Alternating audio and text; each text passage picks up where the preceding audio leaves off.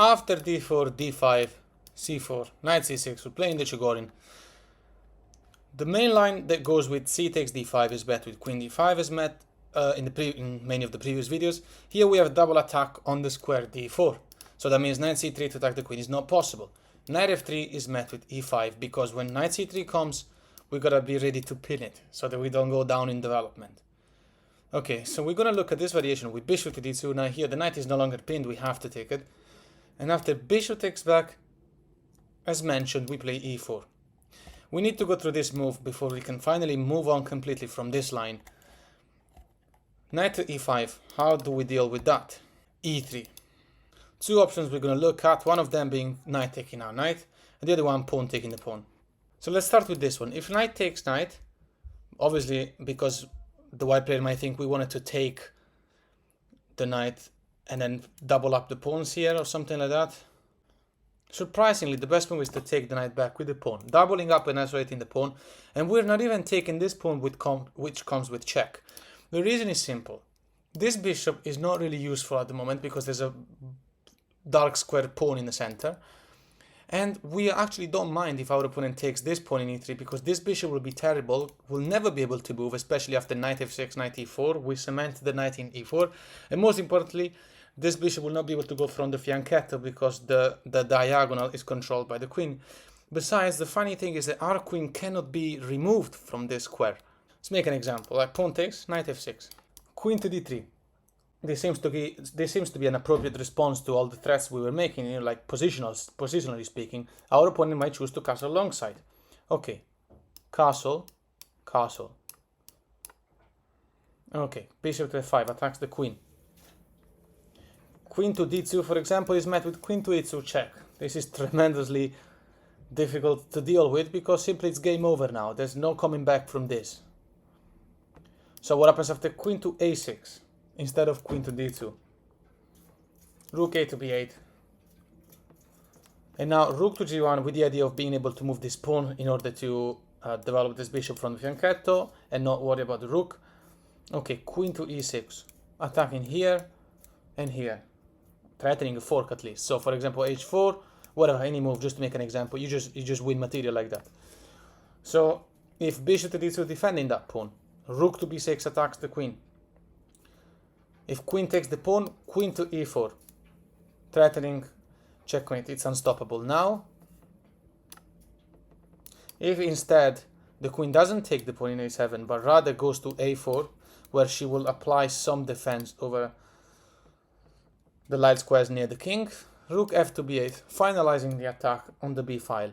g4 attacking the bishop doesn't work. Oh, by the way, b3 doesn't help because you're closing the diagonal control of the white queen. That means queen e4 becomes possible. Now it's impossible to stop that now. So after g4, the best move is rook to b2. You ignore this bishop because checkmate is now unstoppable.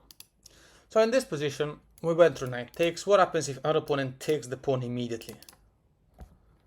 Okay, knight f6 comes. And now we're going to look at this type of idea which we haven't met. Queen b3 looking for a swap. The swap will be favorable for white because our opponent has the bishop pair. And also we wouldn't be controlling this diagonal anymore and white can not develop the game, develop the pieces normally. This is what I was thinking at least. But crazy enough, you should swap because pawn takes back. And now we have positional advantage after knight takes, pawn takes, and the pawn is tripled up. You play knight to e4, the knight is a monster in there. So let's look at this idea now. Two ideas actually. One of them g3 to put the bishop in fianchetto, the other one bishop to b4 in order not to lose the bishop pair. Okay, b6 comes, and after g3, which was going to happen anyway, a5. The bishop has to go. After a5, bishop to a3. Remaining in this unbelievable square, preventing the knight from swapping with the bishop pair. What to do now? Bishop to b7. And after bishop to g2, knight to c5, forcing a swap. Bishop takes, knight takes. And now a move like castle is met with c5. This bishop is not going to play, ever. It's a joke. And what happens after rook to d1? To make an example. b5. The idea of b4 trapping the bishop. So after b4 by white, c5. And we are going to trap the bishop because if pawn takes here, we go up. If pawn takes here, same thing. So that we're winning material. And in this position, if instead of all that, white plays e6, right? To dismantle our pawn chain. Well, okay, take it.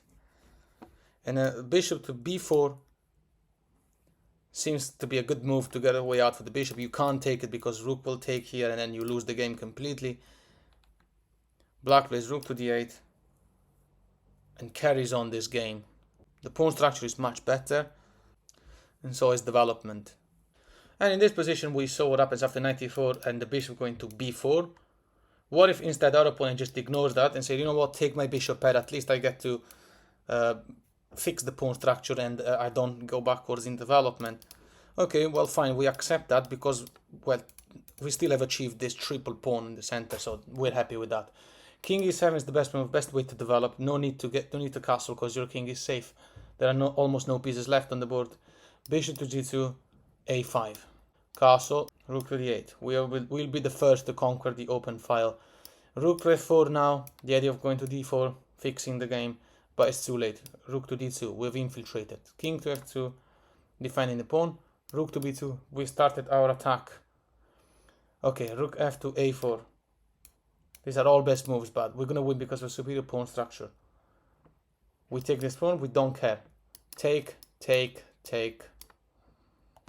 And now c6 to decrease the strength of the fianchetto bishop.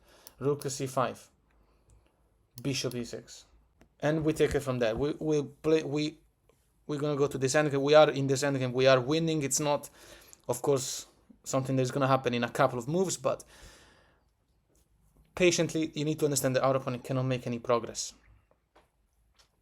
King to e1, trying to go closer to our rook slowly, but still rook a3. And king to d2, rook check, king to d3, and you play g6. And the funny thing is that this rook is actually trapped, and we're gonna play king d7, king c7, king b6, and win like that.